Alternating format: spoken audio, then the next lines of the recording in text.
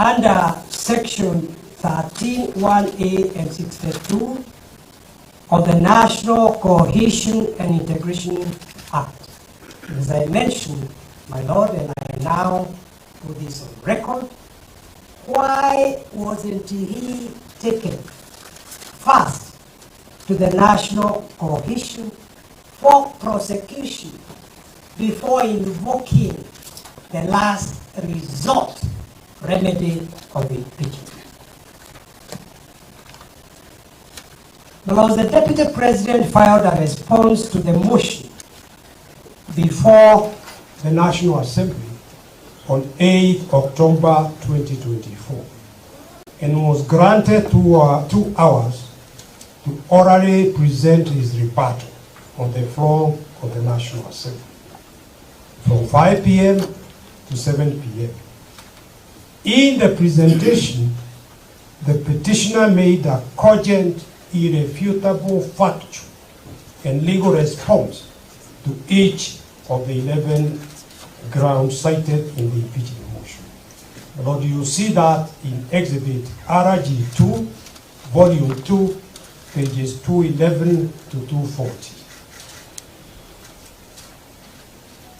For instance, concerning the claim in Ground 8 that the Deputy President had acquired property and wealth estimated at 5.2 billion Kenya shillings from proceeds of corruption and money laundering, the Deputy President explained that no valuation had been done, so where the National Assembly, Honorable Mwengi Mutuse, got 5.2 billion is anybody's guess.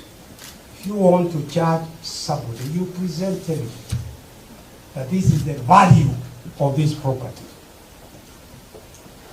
Further, from his brother's will, the bulk of those properties to which the sum of 5.2 billion was erroneously and maliciously attached belonged to his late brother, the late Honorable James GACHAGUA, may his soul rest in eternal peace.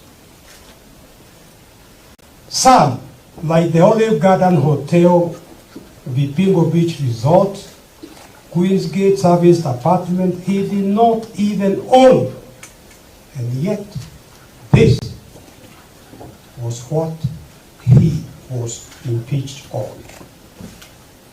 But we are falsely attributed to him.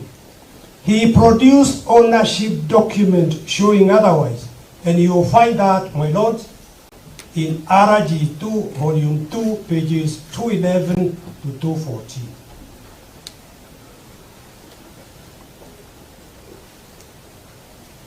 Lords, although the mover of the motion listed that the 2 companies associating them with the petitioner, first petitioner, alleging that they had been used to massively launder money and conceal proceeds of crime, of corruption, and benefit from influence peddling, there was not a scintilla of evidence to support or prove those allegations. No evidence showed any impropriety, and you find that in RG2, Volume 2, pages 214 to 218.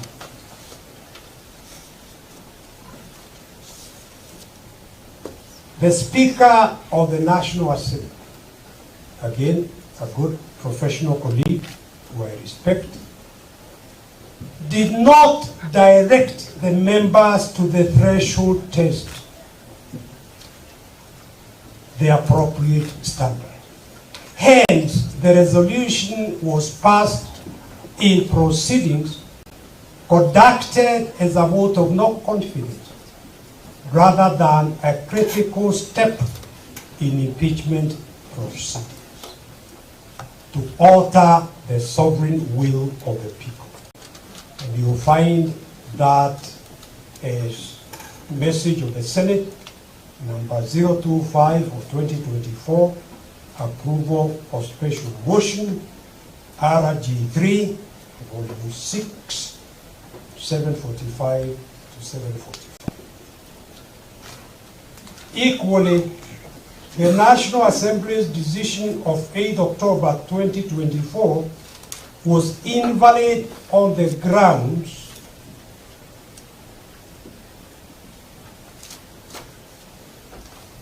that, one, the impeachment motion was replete with the general unsupported allegations, hearsay, and outright lies, and lacked particularization and specificity required by Article 145(1) of the Constitution of Kenya and Standing Order 64(1)(a) of the Standing Orders of the National Assembly. 2, members of Parliament debated and voted on the motions on grounds other than those set out in the motion.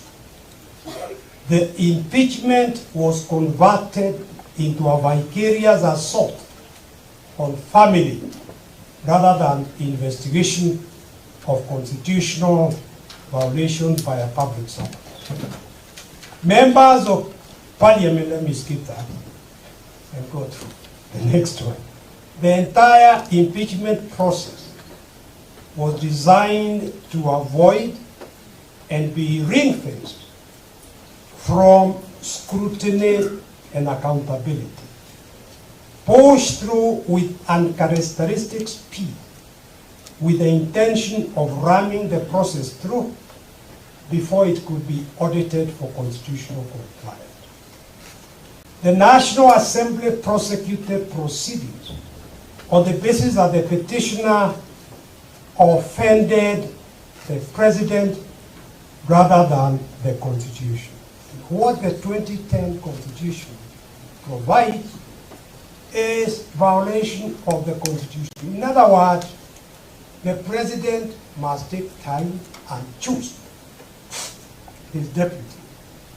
My Lord, I don't need to take time to go through what the country was put through between His Excellency Daniel Arap Moi and his Vice President George Saitoti dangling the Vice Presidency, requiring the President to choose his or her deputy before the election so that the people could themselves vote is a very important aspect of our Constitution. The National Assembly trivialized the gross misconduct standard set out by the Constitution and other statutes for holding public servants to account. And, my Lord, I will not repeat the Wambora case, but I would state the impeachment motion was replete with generalized statements and supported allegations, hearsay, outright lies, lack of particularization and specificity as required by Article 145. My Lord, the exposition on all that is set out in paragraph 36 of our written submissions, and I will not take the time of this court going through them.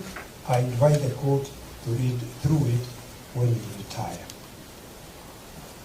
Despite this glaring and fatal flaws apparent on the face of the motion, even on a cursory review, soon after the impeachment motion was tabled in the National Assembly, the first respondent issued a communication from the chair, number 46 of 2024, in which at paragraph 16